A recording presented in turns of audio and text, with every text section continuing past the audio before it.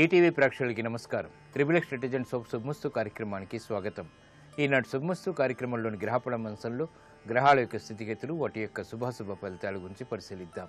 అలాగే రోజు 12 రాశుల వారికి ఏ సంఖ్యలు కలిసి వస్తాయి, రంగుల యొక్క ప్రాధాన్యత, ఏ దేవతల్ని పూజించాలి, ఎటువంటి దేవతాస్తుతులు పఠించాలి, ముఖ్యంగా 12 రాశుల వారు ఈరోజు చేపట్టవలసినటువంటి కార్యక్రమాలు, అలాగే మంత్రఫలం శీర్షికలో ఈరోజు ముఖ్యంగా ఏ మంత్రాన్ని పఠించడం ద్వారా 12 రాశుల వారికి కూడా విజయాలు చేకూరుతాయో కూడా పరిశీలిద్దాం.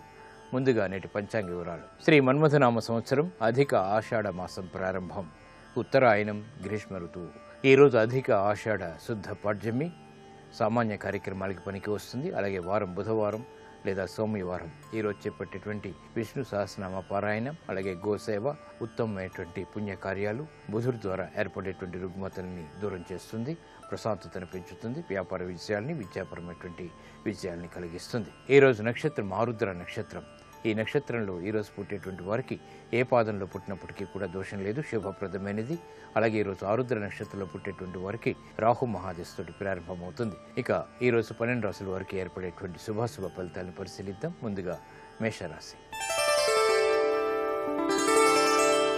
ఈరోజు మేషరాశి వారిని పరిశీలించినట్లయితే ఆర్థిక వ్యవహారాలు సంతృప్తికర సంఘటనలు చోటు చేసుకుంటాయి, మానసిక భీతి పెరుగుతుంది. వృత్తి, వ్యాపార, ఉద్యోగ సంబంధిత కార్యక్రమాల్లో ఏర్పడినటువంటి ప్రతికూల పరిస్థితులను దూరం చేసుకోగలుగుతారు. ఆదాయాన్ని పెంపొందింప చేసుకునేటువంటి మార్గాలు సులభతరమవుతాయి. విద్యా సంబంధిత వ్యవహారాల్లో విజయాలు ధైర్యంతో కూడినటువంటి నిర్ణయాల ద్వారా సాధించగలుగుతారు. ఆర్థిక వ్యవహారాల్లో మానసిక భీతి కొనసాగుతుంది. వృత్తి, వ్యాపార, ఉద్యోగ సంబంధిత కార్యక్రమాల్లో ఏర్పడినటువంటి సంకట పరిస్థితులకు పరిష్కారాలు పొందగలుగుతారు. కుటుంబ వ్యవహారాల్లో ఆనందకర సంఘటనలు కొనసాగుతాయి, ప్రాధాన్యతను సంతరించుకోగలుగుతారు. ఆరోగ్యంలో మంచి మార్పులు చేకూరుతాయి.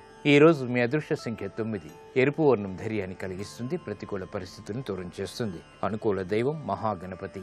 ఈ రోజు ఈ రాశి వారు మహాగణపతిని దర్శించి భక్తి శ్రద్ధలతో పూజాది కార్యక్రమాలు నిర్వహించడం ద్వారా మానసిక భీతి పోతుంది, ధైర్యాన్ని పెంపొందింప చేసుకోగలుగుతారు. విదేశీ సంబంధిత లావాదేవీలు, సంభాషణలు ఈ రోజు మీకు లాభిస్తాయి.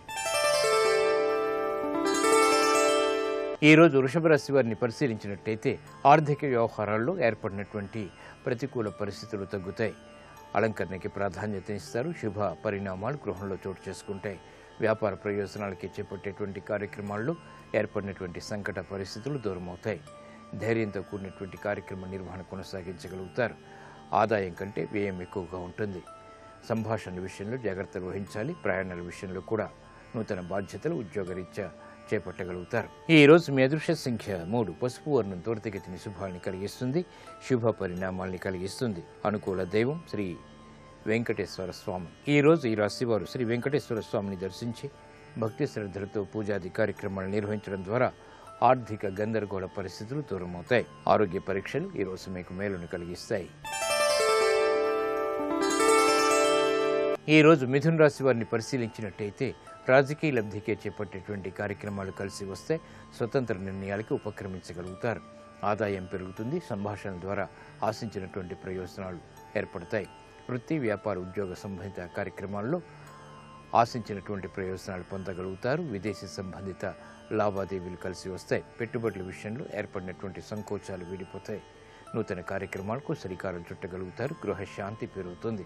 ఈ రోజు మీ అదృష్ట సంఖ్య 3. పసుపు వర్ణం త్వరితగతిని శుభాన్ని కలిగిస్తుంది, శుభవార్తలను దగ్గర చేస్తుంది. అనుకూల దైవం శ్రీ మహాలక్ష్మి. ఈ రోజు ఈ రాశి వారు శ్రీ మహాలక్ష్మి అమ్మవారిని దర్శించి భక్తి శ్రద్ధలతో పూజాది కార్యక్రమాలు నిర్వహించడం ద్వారా ఆర్థిక అనుకూలత పెరుగుతుంది. ఆర్థిక లావాదేవీలు, సంభాషణలు, వ్యవహారాలు ఈ రోజు మీకు లాభిస్తాయి. ఈ రోజు కర్కాటక రాశి వారిని పరిశీలించినట్టయితే ఆరోగ్య విషయంలో జాగ్రత్తలు పాటించాలి. చిరు సమస్యలు ఆర్థికంగా చోటు చేసుకుంటాయి. వ్యాపార సంబంధిత ప్రయోజనాలను మాత్రం సాధించగలుగుతారు. గృహ విషయాల్లో ఏర్పడినటువంటి అనిశ్చితి పరిస్థితులకు పరిష్కారాలు పొందగలుగుతారు.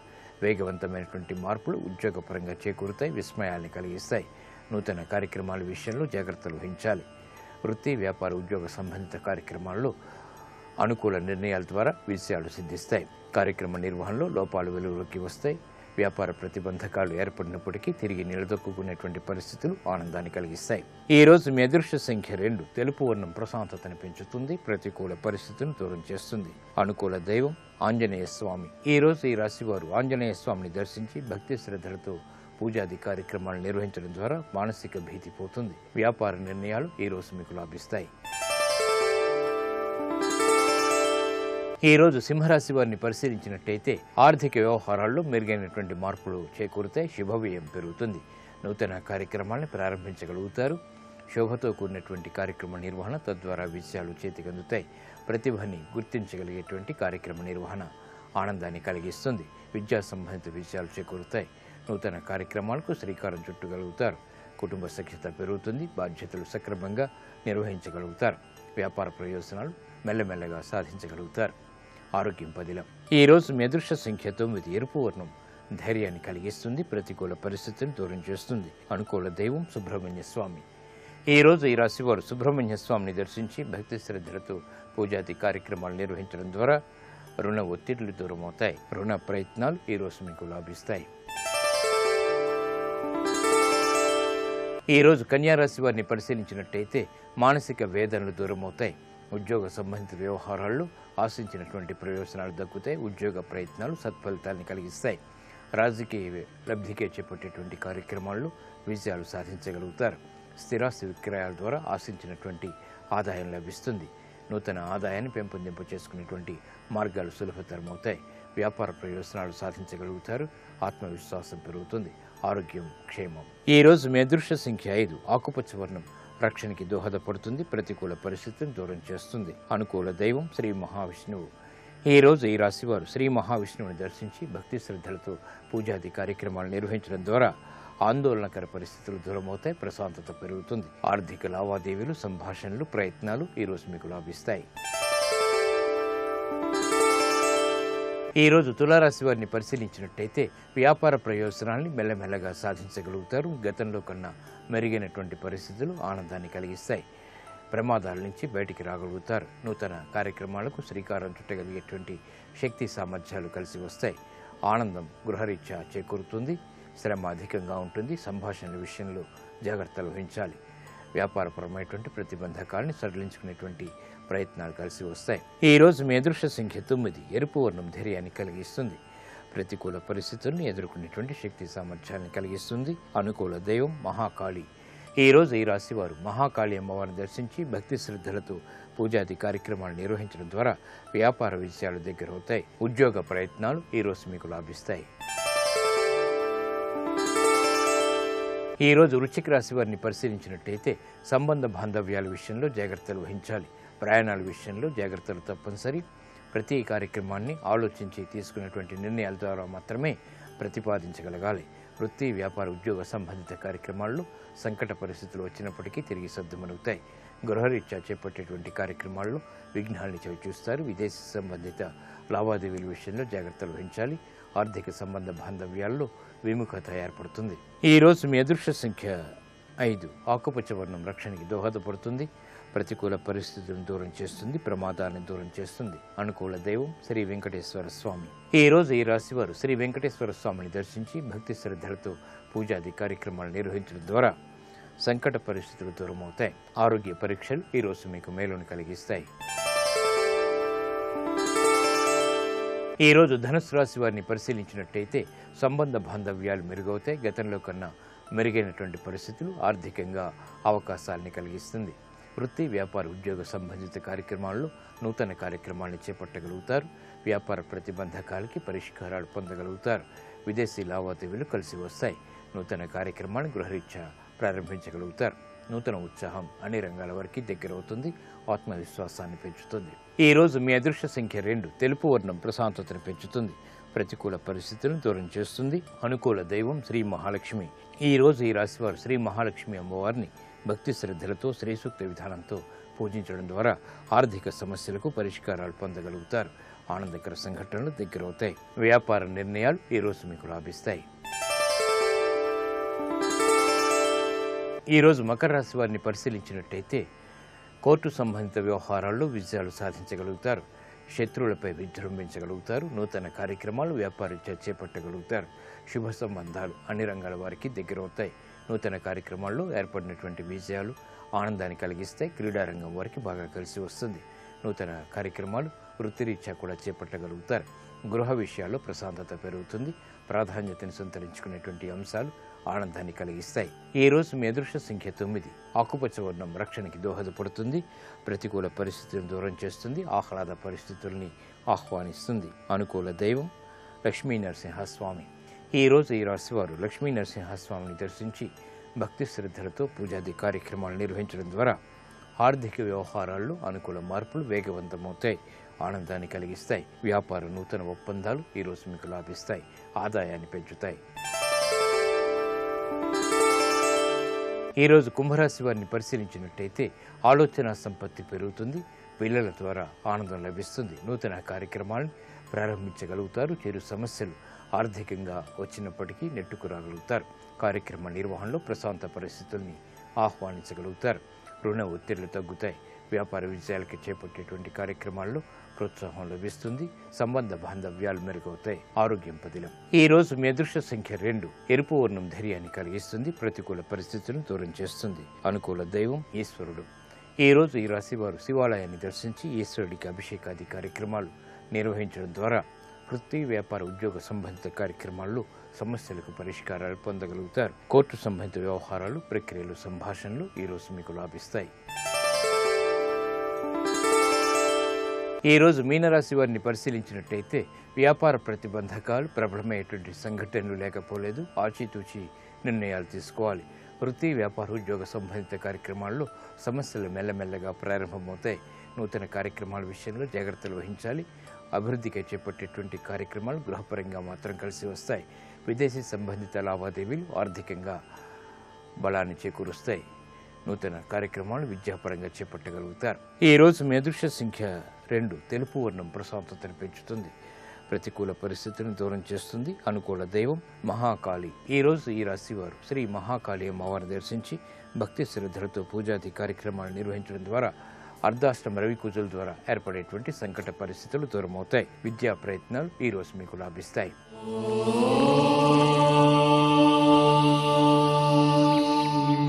ఈ రోజు బుధవారం.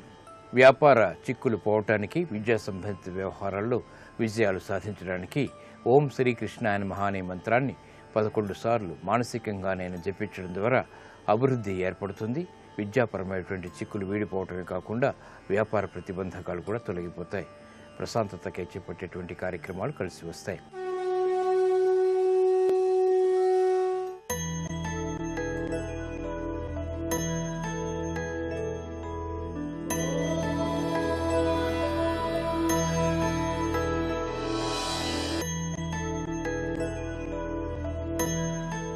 తిరునీలనిక్కనాయర్ భార్య చూసింది. అయ్యయ్యో, శివలింగం మీద సాలెపురుగు పాకుతోంది. స్వామి ఒంటి మీద దద్దుర్లు ఎక్కుతాయేమో. స్ఫటికమణి నిభం, అంత తెల్లగా ఉంటాడు ఆయన. ఆయన ఒంటి మీద దద్దుర్లు వస్తే, గోక్కుంటే ఎర్రబడిపోయి చారికలు వస్తే, సాలెపురుగు ఉందని చూసుకోకుండా పువ్వు ఇచ్చాను, మా భర్త వేసేశాడు అని బెంగపడిపోయి గబగబా సాలెపురుగుని చేత్తో పట్టుకుని పక్కన పారేసి తుపుక్కని ఉమ్మేసి తుడిచేసింది. ఆయనకి దురదెక్కకుండా ఉంటుందని, ఆయన ఒంటి మీద దద్దురెక్కకుండా ఉంటుందని. తుపుక్కుని చప్పుడు అయ్యేటప్పటికీ తిరునీలనక్క నాయనారు కళ్ళు తెరిచాడు. చూశాడు, ఆవిడ ఉమ్ము తుడుస్తోంది. ఎంత పని చేశావే దుర్మార్గురాలా, శివలింగం మీద ఉమిశావా? ఇకపైన నేను నీతో కలిసి ఉండను. ఇక నుంచి నీ ముఖం చూడను. నువ్వు పెరట్లో ఉన్న వేరు ఇంట్లో ఉండు, నేను ఈ ఇంట్లో ఉంటాను. నీ కార్యం నీది, నా కార్యం నాది. నీకు జీవితంలో పోషణకి కావలసిన పదార్థాలన్నీ ఇస్తూ ఉంటాను అని ఆమెని పెరట్లో ఉన్న ఇంట్లోకి వెళ్ళిపోమన్నాడు. ఆవిడ ఏడుస్తూ వెళ్ళిపోయింది. ఆ రోజు రాత్రి పడుకున్నాడు నాయనారు. పడుకుంటే ఆయనకి కలలో పరమశివుడు కనపడ్డాడు. వెలిగిపోతున్నాడు, ఒళ్ళంతా తెల్లగా. ఉత్తరీయం తీసి గుండెలు చూపించాడు. గుండెలు మాత్రం ఎర్రగా దద్దురెక్కిపోయి ఉన్నాయి. అదిరిపడి నాయనారు నిద్దట్లో అడిగాడు, శంకర గుండెల మీద ఎందుకండి అంత దద్దురెక్కింది అని అడిగాడు. నా ఒళ్ళంతా సాలెపురుగు పాకిందయ్యా, ఇవాళ నువ్వు చూసుకోకుండా పువ్వులో సాలెపురుగుతో కలిపి వేశావు, తప్పు నీది. పూజ చేసిన వాడివి నువ్వు, పువ్వు నువ్వు వేశావు, దాంతోపాటు సాలెపురుగు పడింది. నా మీద పాకినప్పుడు నా ఒళ్ళంతా దద్దుర్లెక్కాలి. నా మీద ప్రేమతో నా ఒళ్ళు దద్దుర్లెక్కుతుందని కన్న తల్లిలా నీ భార్య ఉమ్ము రాసేసింది కొడుకులా. అందుకే మిగిలిన ఒళ్ళు దద్దులెక్కలా. ఎక్కడ నువ్వు ఆమెని దెబ్బలాడి ఆపేశావో అక్కడ రాయి లేదు కాబట్టి దద్దురెక్కిపోయింది అన్నాడు. శివ, నాకు అర్థమైంది, నాకన్నా నా భార్యయే పరమభక్తి కలిగినది. ఆమెకి శివలింగం కనపడలేదు, శివుడే కనపడ్డాడు. ఎక్కడ దొద్దురెక్కుతుందో అని ఉమ్మేసేసింది తప్ప అపచారం చేద్దామని కాదు. నాకు అర్థమైంది అన్నాడు. ఇంకెప్పుడూ ఇలాంటి తప్పు చేయకు, వెంటనే వెళ్ళి క్షమార్పణ చెప్పి నీ భార్యని తెచ్చుకుని నీతో కలిసి రోజు పూజ చెయ్యి అన్నాడు. పరిగెత్తుకుంటూ వెళ్ళి భార్యను తెచ్చుకున్నాడు నాయనారు. ఇప్పుడు ఆవిడ ఉమ్ము వేసినప్పుడు నాయనారికి ఉమ్ము కనబడింది, శివుడికి భక్తి కనబడింది. నాయనార్ భార్య ఉమ్ము వేసిందని మనం వేయచ్చా? మనం వెయ్యకూడదు. కాబట్టి మనం చేసేటప్పుడు జాగ్రత్తగా చెయ్యాలి.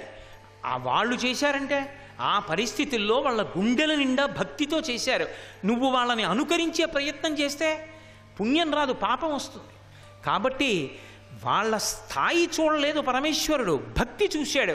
నిజంగా ఆ భక్తితో ఎప్పుడో ఎక్కడో ఎవడో ఏమీ తెలియని వాడు ఏదో చేశాడు, ఈశ్వరుడు అనుగ్రహిస్తాడు. కాబట్టి ఈశ్వర, భక్తి ప్రధానమై ఉంటుంది నీ యొక్క విశేషంలో. ఇది చెప్పడం శంకరాచార్యుల వారి యొక్క ఉద్దేశం. అంతేకాని గుండెల్లో భక్తి లేకుండా ఎన్ని దొంగదండాలు పెడితే ఉపయోగం ఏముంది? ఇలా ఇలా ఇలా ఇలా పెట్టడం మంచిదే, ఎప్పటికైనా ఉపయోగపడుతుంది. కనీసం దానివల్ల భక్తి వస్తుంది, నేను తప్పు పట్టను. కానీ భక్తి లేని నమస్కారాలు ఎన్ని చేస్తే ఉపయోగం ఉంటుంది? భక్తి లేకుండా ఉత్తినే కూర్చుని పుస్తకం పట్టుకుని అదే పని, అసలు ఏం చదువుతున్నాడో కూడా పక్కవాడికి అర్థం కాదు. నాగేంద్రహారాయ త్రిలోచనాయ అని కూడా అండవు. ఏమిటంటున్నాడో తెలియదు, గడగడగడగడగడగడ ఏదో అప్పచెప్పేయాలన్నట్లే పుస్తకం తీసుకొచ్చి చదివాడు. ఎందుకది? ఎవడు చదవమన్నాడు నిన్ను?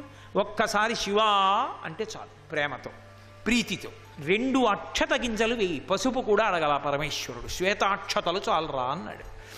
4 బియ్యపు గింజల్లో నీళ్లు పోసి తడిపి ఆరబెట్టి అలా ఉత్తరీయానికి తుడిచి ఒక్కొక్క గింజ వేయి, పరమ ప్రీతితో స్వీకరిస్తాడు.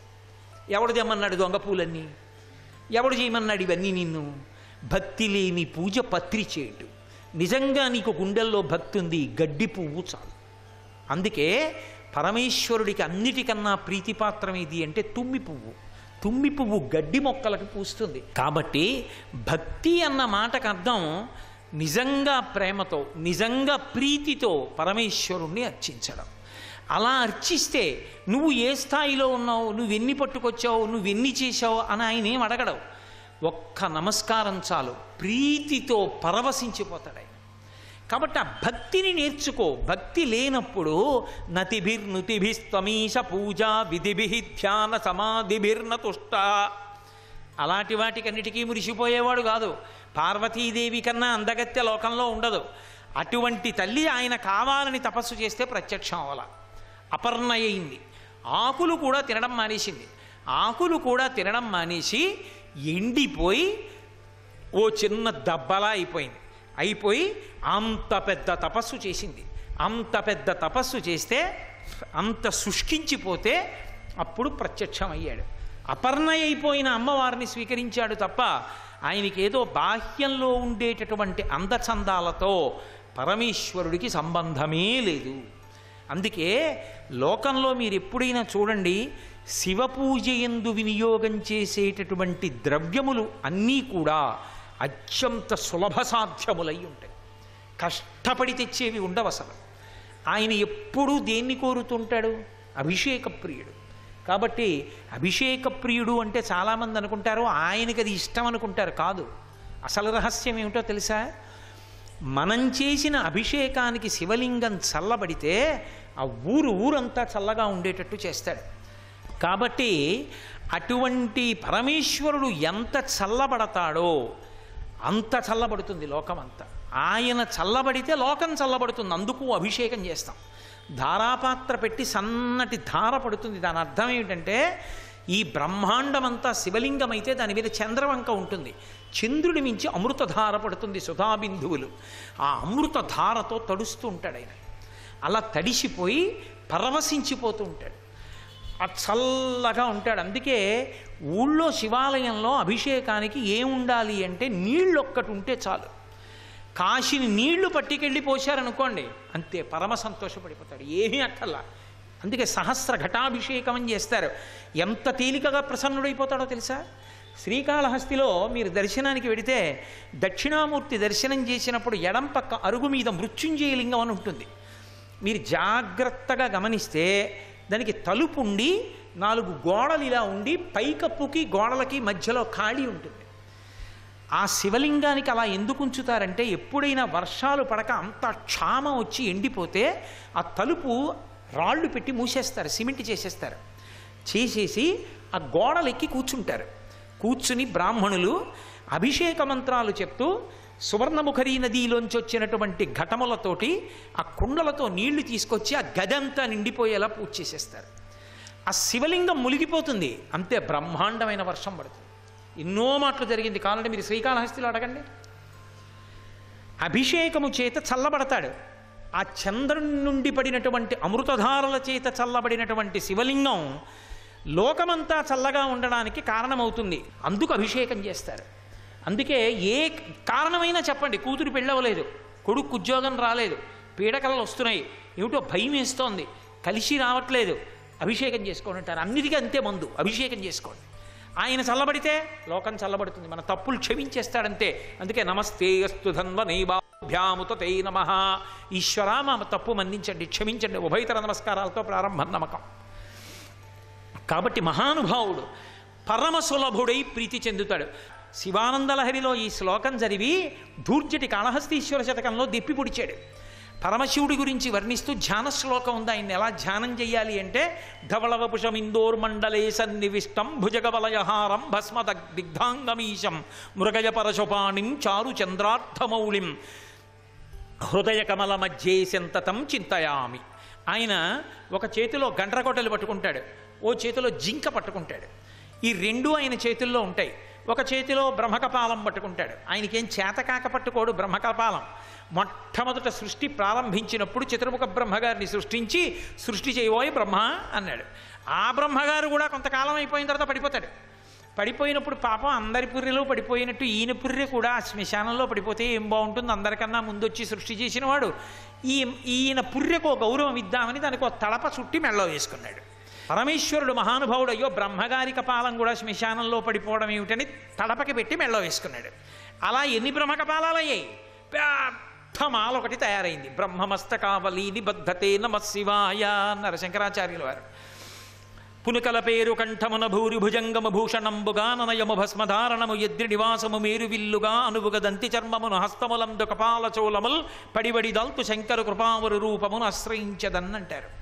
ఒకప్పుడు బ్రహ్మగారి 5వ తలకాయ తుంపేసినందుకు ప్రాయశ్చిత్తం కోసం లోకానికి నేర్పడానికి ఆ బ్రహ్మకపాలాన్ని చేత పట్టుకుని కూర్చోకుండా తిరిగాడు. కొన్నేళ్ల పాటు కూర్చోకుండా తిరగాలి ప్రాయశ్చిత్తం, అందుకు తిరిగాడు. లోకానికి నేర్పడానికి ఒరే తొందరపడి అటువంటి పనులు చేయకూడదు, ఇంత ప్రాయశ్చిత్తం చేసుకోవాలి, లేకపోతే దెబ్బతింటామని. కాబట్టి చేతిలో బ్రహ్మకపాలం పట్టుకుంటాడు.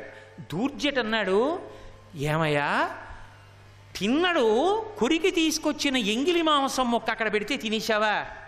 పద్యం ఎంత గొప్పగా మొదలుపెట్టాడో తెలుసా అండి? అనుభవించడం అంటే అది. నీకున్మాంసము వాంఛయే నీ కరువా, నీ చేత లేడుండగా జోకైనట్టి కుఠారముండ అనల జ్యోతుండ నీరుండగా పాకంబొప్ప ఘటించి చేతి పునుకన్ భక్షింపక బోయచే చేకొంటెంగిలి మాంసమిట్లో తగునా శ్రీకాళహస్తీశ్వర. నీకున్మాంసము వాంఛయే నీ కరువా, శివ నీకేమన్నా మాంసం కరువయ్యా ఏమిటి? ఆ బోయ తిన్నడు కురికి తీసుకొచ్చిన ఎంగిలి మాంసం తిన్నావా? నిజంగా నీకు మాంసం తినాలనంత కోరికుందనుకో, ఈ చేతిలో జింకుంది, ఈ చేతిలో గొడ్డలుంది, ఈ గొడ్డలు పెట్టి ఈ జింకను ఒక్క దెబ్బ కొడితే చచ్చి ఊరుకుంటుంది. కాస్త మాంసం అందులోంచి పీక్కుని చేతిలో బ్రహ్మకపాలం ఉంది, అందులో పోసుకొని నెత్తి మీద గంగ ఉంది, ఆ గంగ తీసి ఇందులో పోసి 3వ నేత్రంలో అగ్నిహోత్రం ఉంది, ఇలా పెడితే ఉడికిపోతుంది. అక్కడే కూర్చొని నోట్లో పడేసుకోవచ్చు, వంటగదిలో కూడా వెళ్ళక్కర్లా. ఇన్ని ఏర్పాట్లు నీకుండగా ఎంగిలి మాంసం తినేసావా? నీకున్మాంసము వంచయే నీ కరువా, నీ చేత లేడుండగా జోకైనట్టి కుఠారముండ అనల జ్యోతుండ నీరుండగా పాకంబొప్ప ఘటించి చేతి పునుకన్ భక్షింపక బోయిచే చేకుంటెంగిలి మాంసమిట్లు తగున శ్రీకాళహస్తీశ్వర. అంతటి భక్త సులభుడు, అంత తేలికగా భక్తికి వశుడవుతాడు. గుండెల్లో భక్తి అన్నది ఉంటే చాలు ఆయనకి సంతోషం. అందుకే లోకంలో ఎవరూ ఇవ్వని అన్నీ కూడా ఆయన ఇచ్చేశాడు. అంత తేలికగా అనుగ్రహించాడు కూడా మహానుభావుడు. ఏ వేదంబు పఠించలోత భుజగం వైశాస్త్రముల్ సూచతాని విద్యాభ్యాసమనర్చ కరి చెంచే మంత్రమూహించే బోధావిర్భావ నిధానముల్ చదువులయ్యా కాదు మీ పాద సంసేవాశక్తియ కాక జంతు తతికిన్ శ్రీకాళహస్తీశ్వర అన్నాడు దుర్జటి. ఏం చదువుకుంది, సాలెపురుగు ఏం చదువుకుంది, పాము ఏం చదువుకుంది? భక్తితో వెళ్ళి పరమశివుడి మ్రోల నిలబడి ఆయనకే తమకున్నటువంటి వైభవాన్ని అర్పించి సాలెపురుగు వస్త్రం అల్లుతున్నానని గూడు కట్టి పాము తన పడగ మీద ఉన్న మణితో అర్చించి ఏనుగు నీటిని తెచ్చి పూజించి తామరపు ఉంచినందుకు మూడిటిని తన ఎందు కలుపుకున్నాడు. ఇప్పటికీ శ్రీకాళహస్తిలో శివలింగం మీద 3 ముద్రలు ఉంటాయి. ఏనుగు యొక్క దంతాలుంటాయి, సాలెపురుగు ఉంటుంది, అలాగే పాము ఉంటుంది. 3 ముద్రలు ఉంటాయి. ఇంకా వేరు పేరు పెట్టుకోవాలా, శ్రీకాళహస్తీశ్వర అని పెంచుకున్నాడు. శ్రీ కాళము హస్తి, సాలెపురుగు, ఏనుగు, పాము. ఆ క్షేత్రం పేరే అంత, ఆ క్షేత్రానికి పేరు అదే ఉంచుకున్నాడు. అంతటి భక్త వశంకరుడు. కాబట్టి ఈశ్వర గుండెలలో ఉన్న భక్తిని చూస్తావు, ఆ భక్తి ఉన్నదా అనుగ్రహిస్తావని శంకర భగవత్పాదులు చాలా అందంగా పటాటోపం కాదురా కావలసింది గుండెల నిండా భక్తి ఉన్ననాడు ఒక్క నమస్కారం చాలు పరమేశ్వరుడి పట్ల అనుగ్రహాన్ని పొందుతాడు అని మనకి నిరూపణం చెయ్యడం కోసమని ఈ అద్భుతమైనటువంటి శ్లోకాన్నిచ్చి నతిభిర్నుతిభిస్త్వమీశ పూజా విధిభిః ధ్యాన సమాధిభిర్నతుష్టః ముసలా ధనుషా ముసలేన చాశ్మభిర్వా వదతే ప్రీతికరం తథా కరోమి. నీకెలా కావాలి చెప్పు ఈశ్వర, అలా చేస్తాను అంటే శంకరుడు ఏమంటాడు, గుండెల నిండా భక్తి ఉంటే చెప్పు, ఏం చేసినా స్వీకరిస్తాడు. సర్వం శ్రీ ఉమామహేశ్వర పరబ్రహ్మార్పణమస్తు. స్వస్తి. భక్తి అన్న మాటకు అర్థం ఆయన ఎలా బ్రతకమన్నాడో అలా బ్రతకడం, ఆయన ఏది చెయ్యొద్దన్నాడో అది చెయ్యకుండా ఉండడం.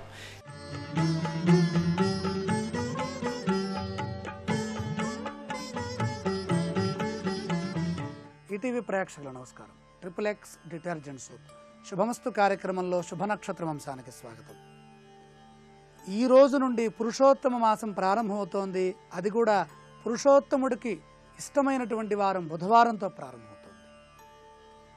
అధికస్య అధికం ఫలం. అధిక మాసంలో చేసే స్నానము, దానము, జపము, తీర్థయాత్ర సందర్శనము, దైవ స్మరణ, పెద్దలకు చేసేటటువంటి సేవ అధిక ఫలాన్ని ఇస్తుంది. అందులోనూ ఆరుద్ర నక్షత్రంతో ప్రారంభమవుతుంది.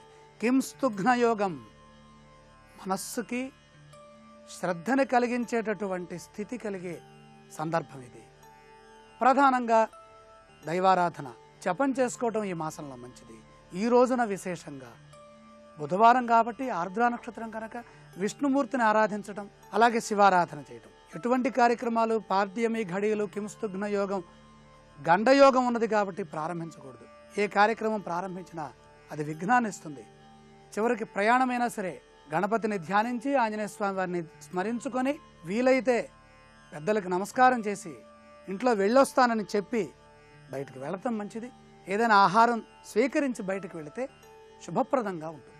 ఇక రేపు ఆచరించదగిన అంశాలను పరిశీలన చేసినట్లయితే గురువారము, విధియ, వృద్ధి యోగము, ఆరుద్ర నక్షత్రం అన్ని రకాలుగా కూడా మంచి జరిగేటటువంటి సన్నివేశం. నిత్య జీవితంలో ఆచరించేటటువంటి ప్రతి పని ప్రారంభించవచ్చు. అతి ముఖ్యమైన పనులు అన్నీ చేసుకోవచ్చు, ఎక్కడా ఇబ్బంది లేదు. ఏ పని ప్రారంభించినా విజయాన్ని ఇస్తుంది.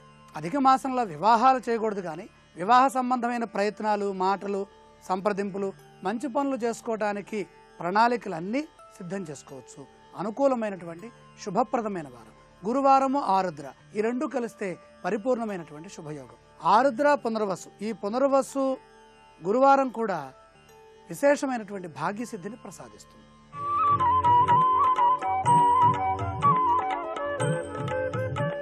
పేరులో పెన్నిధి అంశానికి స్వాగతం.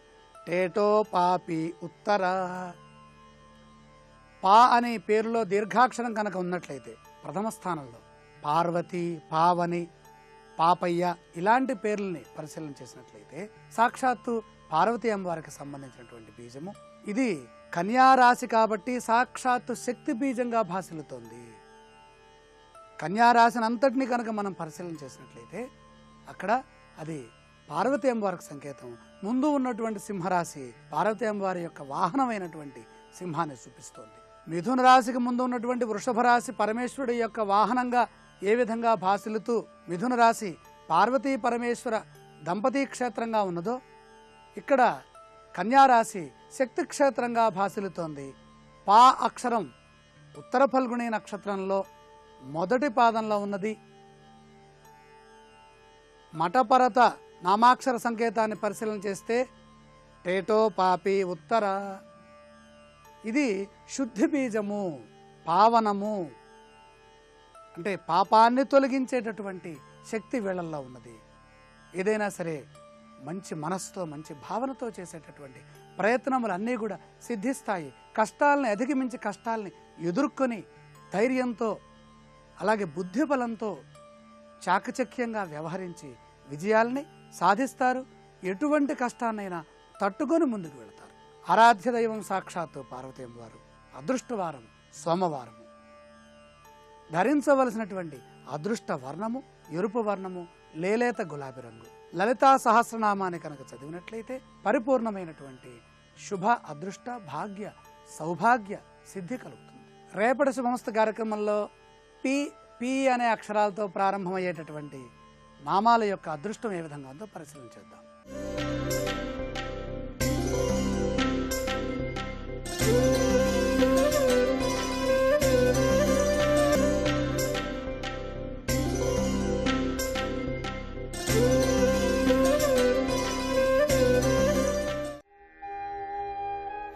సద్గురు ఆత్మజ్ఞాని, మార్మికుడు.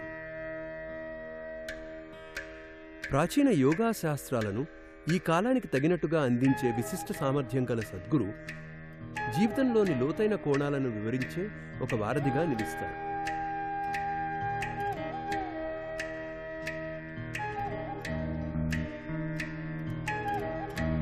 వారి జీవిత పరివర్తన కార్యక్రమాల ద్వారా ప్రపంచవ్యాప్తంగా కోట్ల మంది ప్రజలకు చేరువవుతున్నారు.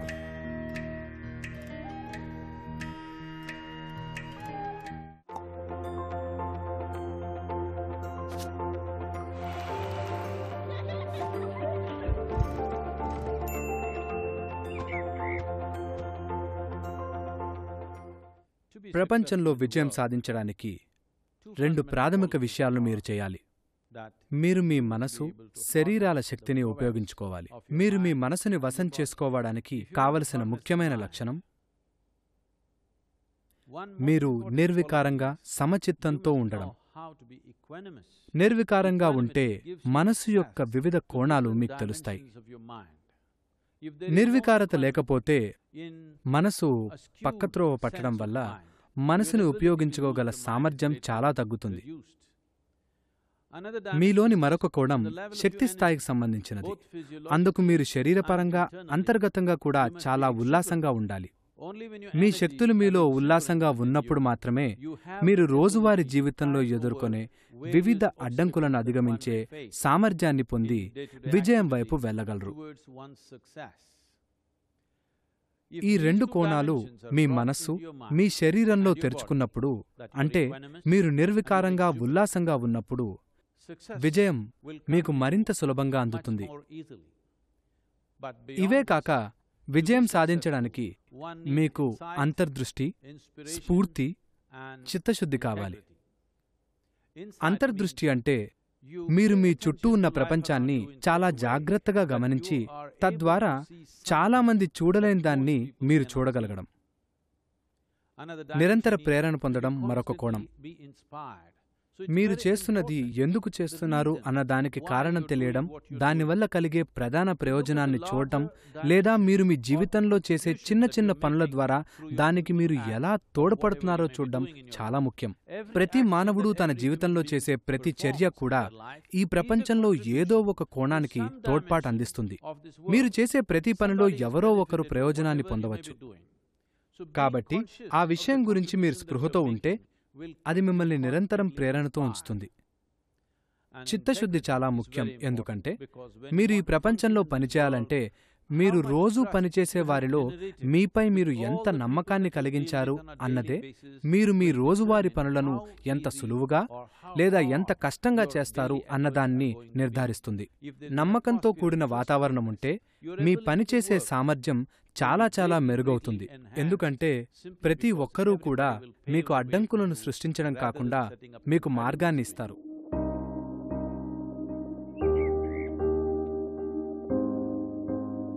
విజయం సాధించడానికి ఓ ముఖ్యమైన అంశం ఒక నిర్దిష్ట స్థాయిలో స్పష్టత కలిగి ఉండడం.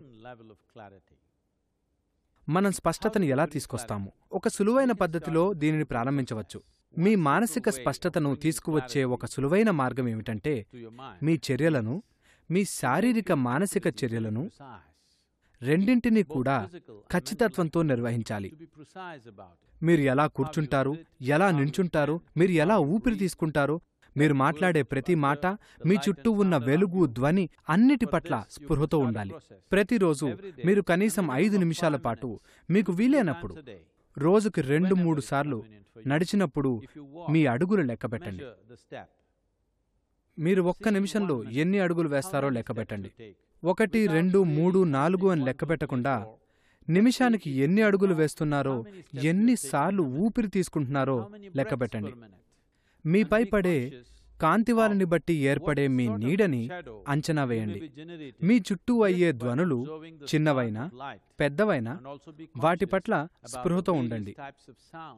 కనీసం 5 నిమిషాలు వీటి పట్ల శ్రద్ధ వహించి ఖచ్చితత్వంతో ఉండడం నేర్చుకోండి. ఈ విధంగా మీరు మానసిక స్పష్టతను పెంపొందించుకోవటం మొదలు పెడతారు.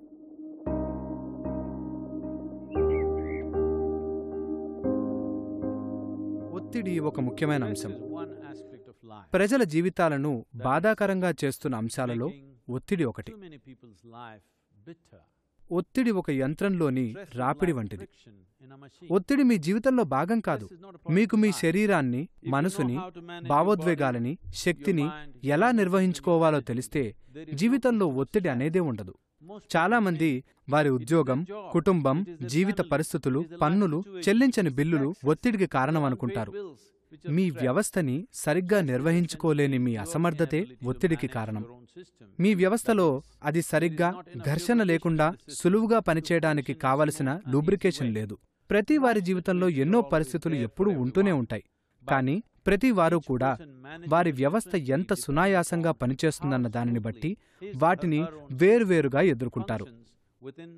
మీకు ఈ మానవ వ్యవస్థని లేదా యంత్రాంగాన్ని ఎలా నిర్వహించాలో తెలిస్తే ఒత్తిడి అనేదే ఉండదు. మీరు చేస్తున్న పని ముఖ్యమైనదని మీరు అనుకుంటే మీరు చేయవలసిన మొదటి పని మీ మీద మీరు పని చేసుకోవటం. మీ జీవిత పరిధిని మీరు పెంచుకోవాలనుకుంటే మీరు చేయవలసిన మొదటి పని మీ మీద మీరు పని చేసుకోవటం. ఎందుకంటే ప్రపంచంలో మీరు ఎంత విజయం సాధిస్తున్నారన్నది ఈ యంత్రాంగం ఎంత రాపిడి లేకుండా పనిచేస్తున్నది అన్న దాని మీద ఆధారపడి ఉంటుంది. మీరు మీ వ్యవస్థని కొన్ని సరళమైన ప్రక్రియలతో ఏ రాపిడి లేని స్థితికి తీసుకురావచ్చు. యోగ శాస్త్రాలలో అనేక ప్రక్రియలున్నాయి. ఒత్తిడి లేని జీవితం కోసం ఇక్కడ మేము మీకు కొన్ని సరళమైన సాధనలను అందిస్తున్నాం. యోగా ప్రకారం ఈ మానవ వ్యవస్థని మనం 5 పొరలుగా చూస్తాం. 5 పొరల శరీరం. యోగా విధానంలో మనసు అనేది లేదు. ఇది అంటూ ఏదీ లేదు. ప్రతిదానిని ఒక శరీరంలా చూస్తాం. ఎందుకంటే మనం దాన్ని ఒక పరివర్తన కలిగించే టెక్నాలజీగా చూస్తాం.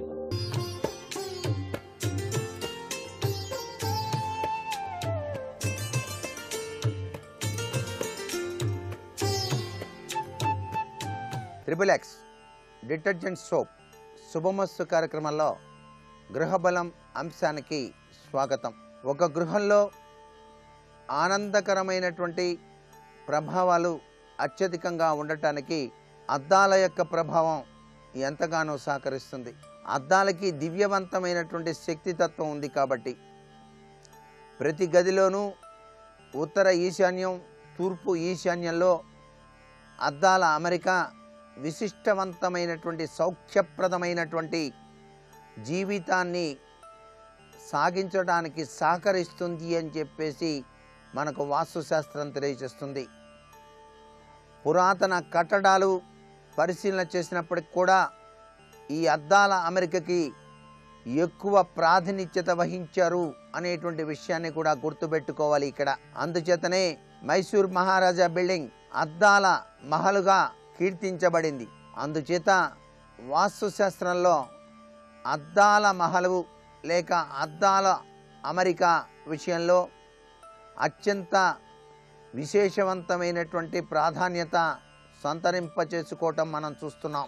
పెద్ద పెద్ద అద్దాలు లేక గోడద్దాలు భోజనాల గదిలో కూడా అత్యుత్తమ శక్తి జనకంగా ఉంటాయి సుమా అని చెప్పేసి మనకు వాస్తుశాస్త్రం తెలియజేస్తోంది.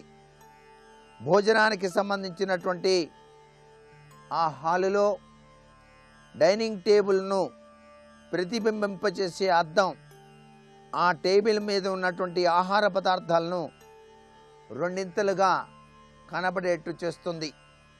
ఇటువంటి ఏర్పాటు మీ సంపదను రెట్టింపు చేయటానికి ఆస్కారంగా మారుతుంది. అద్దాల్లో వస్తువులు ప్రతిబింబింపబడినప్పుడే మీ సంపదలో కూడా వృద్ధి కలిగింపచేసుకోవడానికి ఆస్కారం ఉంది. మన గృహంలో కూడాను మనం చేసేటువంటి డైనింగ్ టేబుల్ భోజనం ఆ యొక్క పదార్థాల అమరిక ఆ డైనింగ్ టేబుల్ మీద ఏర్పాటు చేసినప్పుడు ఆ గదిలో ఉన్నటువంటి అద్దాలు మరింత రెట్టింపుగా చక్కటి భోజన వసతి ఏర్పాటు చేసినట్టుగా మనకు అనిపిస్తుంది. దాని ద్వారా మన సంపద కూడా తెలియకుండానే అభివృద్ధి పదంలోకి పయనింపచేసుకోవడానికి ఆస్కారం ఉంటుంది సుమా అనేటువంటి చిన్ని విషయాన్ని ఇక్కడ వాస్తుశాస్త్రరీత్యా గ్రహించాల్సిన పరిస్థితి ఎంతైనా ఉంటుంది. కుటుంబానికి అన్నపానాదుల కొరత లేకుండా చేసేటువంటి ప్రక్రియ ఈ అద్దాల అమరికలో దాగి ఉన్నటువంటి ప్రక్రియ. అంత గొప్ప విశేషం ఉన్నది.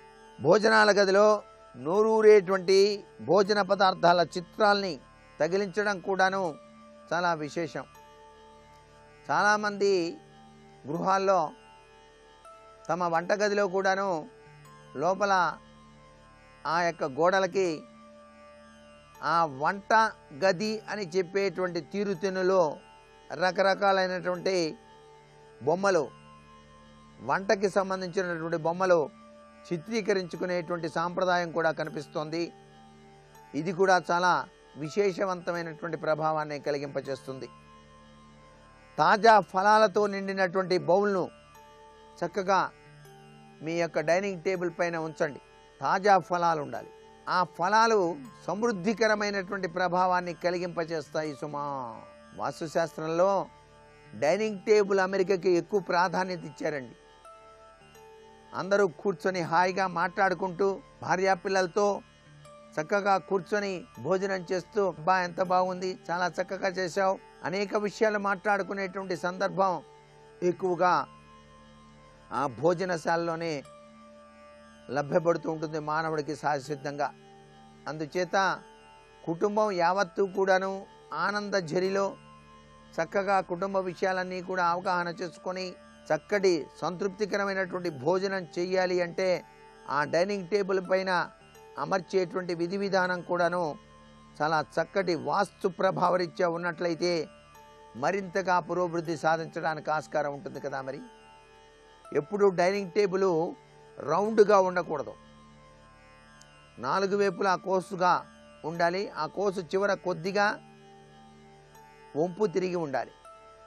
అలా గనక ఉన్నట్లయితే ఇంటిలోని వారందరూ సంతృప్తికరంగా భోజనం చేయడానికి ఆస్కారం ఉంటుంది. అలా కాకుండా గుండ్రంగా ఉన్నటువంటి డైనింగ్ టేబుల్ ఉంటే ఇతరులు తిన్నారా లేదా అని ఆలోచిస్తూ ఈయన తింటాం మానేస్తాడు. అలాంటి ప్రభావం వాస్తుశాస్త్రరీత్యా కనిపిస్తుంది. అందుచేత డైనింగ్ టేబుల్ ఎంపిక విషయంలో కూడా వాస్తుశాస్త్రం ఉన్నది అనేటువంటి విషయాన్ని ఇక్కడ బాగా గుర్తుపెట్టుకోండి. అంతేకాకుండా మీ రెఫ్రిజిరేటర్లో ఎప్పుడూ కూడాను నిండుగా పండ్లు ఉండేటట్టుగా చూసుకోండి. ఇవన్నీ కూడాను మీకు సర్వ సౌఖ్యాల్ని ప్రసాదింపచేసేటువంటి విశిష్ట లక్షణాలు. నేటి వాస్తు సందేహాన్ని గనక పరిశీలన చేసినట్లయితే వంట చేసేటువంటి గదిలో అద్దాల అమరిక ఉండవచ్చా లేదా అన్నది వాస్తు సందేహం. వంట చేసే చోట మాత్రం గ్యాస్ స్టవ్ దగ్గర మాత్రం ఎటువంటి పరిస్థితుల్లో అద్దం ఉండకూడదు. అలా కనుక ఉన్నట్లయితే హానికరమైనటువంటి ప్రభావాల్ని కలిగింపచేస్తుంది. కేవలం భోజనం చేసేటువంటి గదిలో డైనింగ్ టేబుల్ వద్దనే అద్దాల అమరిక ఉండవలే. మరికొన్ని ముఖ్య విషయాలు రేపటి శుభమస్తు కార్యక్రమంలో తెలుసుకుందామా? మరి సర్వే జనా సుఖినో భవంతు.